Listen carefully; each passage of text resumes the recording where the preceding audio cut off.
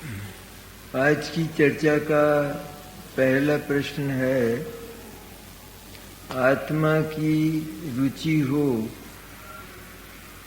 और सम्यक दर्शन न हो सके तो अगले भव में होगा क्या? पहली बात तो यह है कि आत्मा की रुचि को ही सम्यक दर्शन कहते हैं। इसलिए आत्मा की रुचि हो और सम्यक दर्शन न हो ऐसा संभव नहीं है।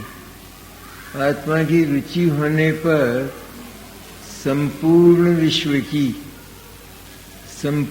विश्व के द्रव्यों की, उनके गुणों की, उनकी पर्यायों की और अपनी संपूर्ण पर्याय की रुचि टूट जाती है और एकमात्र हमारा अनादि अनंत अविनश्वर जो चैतन्य तत्व है उस पर रुचि स्थापित हो जाती है। रुचि माने उसका स्नेह, उसकी प्रीति, अर्थात उसका अहम वास्तविक शब्द है।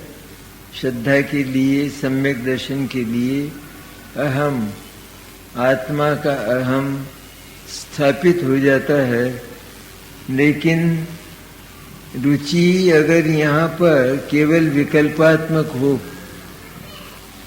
कि मुझे विषय भी अच्छे नहीं लगते, जगत भी ठीक नहीं लगता, जगत को भी मैं पराया मानता हूँ, मुझे रागत द्वेष में भी रुचि नहीं है, रागत द्वेष भी अच्छे नहीं लगते, जगत के पदार्थों से मुझे रागत द्वेष हो ये कल्पना भी मुझे भारी लगती है। इसलिए ऐसी जो विकल्पात्मक रुचि हो तो वो विकल्पात्मक रुचि भी वास्तविक हो, आत्मा प्यारा लगता हो, प्रिय लगता हो, जगत में सर्वश्रेष्ठ लगता हो। क्योंकि अपनी सत्ता है ना, अपनी चीज है ना।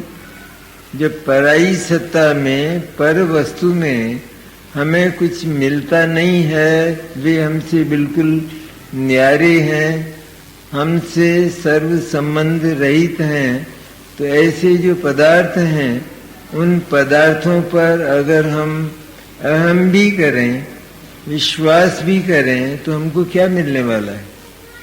एक पदार्थ से दूसरे पदार्थ को कुछ भी मिलने की व्यवस्था इस लोक में नहीं है। और वास्तव में तो आत्मनिर्भर होना चाहिए ना। जगत में भी आत्मनिर्भरता का काफी महत्व है। आत्मा यदि संपूर्ण पदार्थ है और उसके पास सब कुछ है, सारी समृद्धियां हैं, तो हमें केवल आत्मनिष्ठ ही होना चाहिए।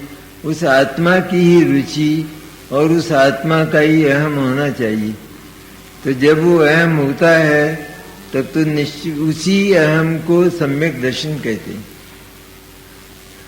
और यदि वो न हो और विषयों से रुचि घट भी जाए, जगत से रुचि घट भी जाए, तो फिर अगले भाव में सम्यक दर्शन हो जाता है। लेकिन वो वास्तविक रुचि नहीं कहलाती। वास्तविक रुचि तो सम्यक दर्शन का ही नाम है। शुद्धात्मा की रुचि, इसका नाम सम्यक दर्शन है।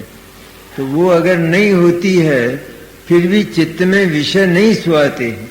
ऐसा होता है क्योंकि एक ढिलाई आती है ना उसमें, मिथ्या दर्शन में। तो मिथ्या दर्शन में जब ढिलाई आती है तो विषय नहीं सुहाते हैं, जगत भी अच्छा नहीं लगता है, जगत के प्रति रागत द्वेष भी नहीं होते हैं, और केवल एकमात्र अपना शुद्धात्मा ही अच्छा लगता है। फिर भी कुछ कचास हो, कहीं न कहीं रुचि अटकी हो, तो सम्यक दर्शन नहीं हो पाता, तो वो अगले भाव में हो जाता।